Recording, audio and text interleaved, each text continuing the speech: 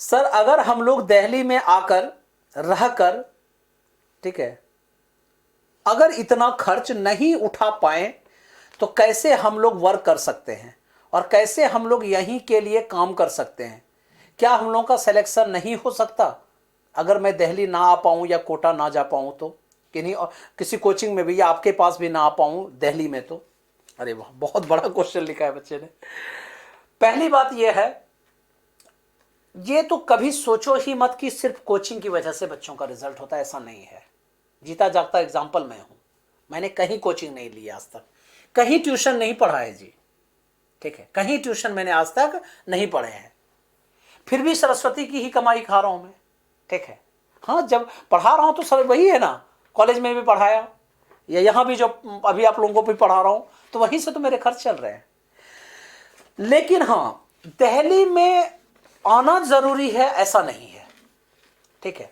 अगर आ सकते हैं तो वेल एंड गुड, अगर आप हैं यहां पे तो वेल एंड गुड, अगर आप नहीं भी आ सकते हैं तो भी आपका सिलेक्शन हो सकता है, आप कहीं भी रह के पढ़ सकते हैं।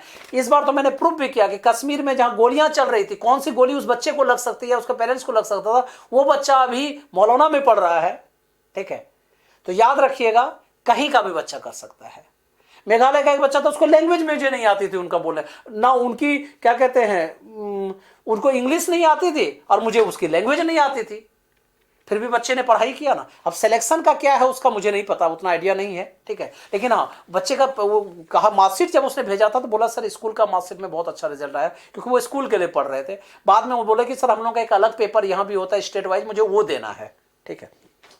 तो जरूरी नहीं है कि कोटा जाए या दिल्ली आए तभी सिलेक्शन होगा। आजकल तो देखो, कोटा मटेरियल बहुत जगह पड़ा हुआ है, ठीक है, आपके शहर में भी पड़ा होगा, ऐसा बिल्कुल भी वो कोटा का हवा हटा दो अब, ठीक है। एक दूसरी बात यह है कि आजकल YouTube से बहुत फायदा हो सकता है अगर आप उसको निकाल पाए तो, ठीक है।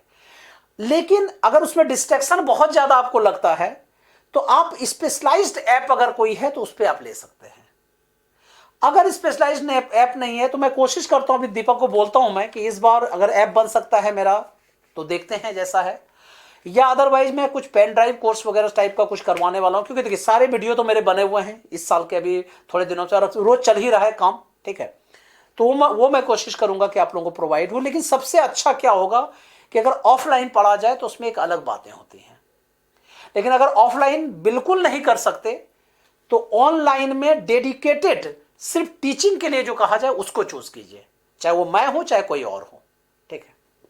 और हां, होमवर्क जरूर करना है, इस बात को तो रिपीट कर लो, क्योंकि जितने घंटे आप किसी भी कोचिंग में क्लास लेते हैं, किसी सब्जेक्ट को टाइम देते हैं, उतना ही टाइम या उससे डबल टाइम घर में उस सब्जेक्ट पे आपको देना है, ठीक है, तभी पढ़ने का फायदा है, अदरवाइज नहीं।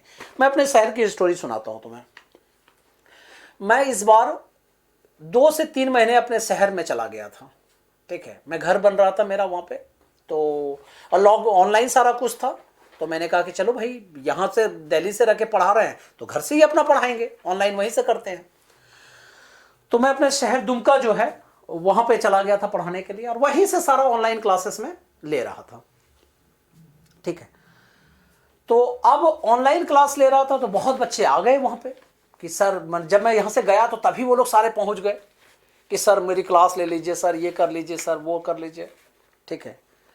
तो मैंने बहुत बच्चों को सिर्फ यही कहा, जैसे मेरी पहले से आदत है, मैंने कहा कि भाई देखिए, पढ़ाऊंगा तो जरूर, जो यूट्यूबर है वो तो मेरे पास पढ़ने मत आइए, जिनको यूट्यूब भी देखना है, फेसबुक पे देखना है, जिसको सोशल मीडिया पे बहुत काम करना है, उसको तो मैं नहीं पढ़ा सकता हूँ, एक, क्योंकि उसके पास टाइम नहीं होगा ना मेरा काम करने के लिए। और दूसरी बात यह है कि जो बच्चे होमवर्क नहीं कर पाएंगे वो मेरे पास नहीं आएंगे, मैं उनको नहीं पढ़ा सकता। तो जानते हो, बहुत सारे बच्चे जो हैं होमवर्क नहीं करना चाहते थे, ठीक है।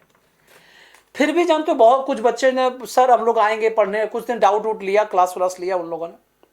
फिर बहुत सारे बच्चे कहेंगे सर कैसे क्या करें, आप तो चले जाएंगे, 3 महीने के लिए ही आप आए हैं, 2-3 महीने के लिए। मैंने हाँ बेटे, और 3 महीने में रोज पढ़ा ही नहीं सकता, 3 घंटे 4 घंटे में पढ़ाऊंगा।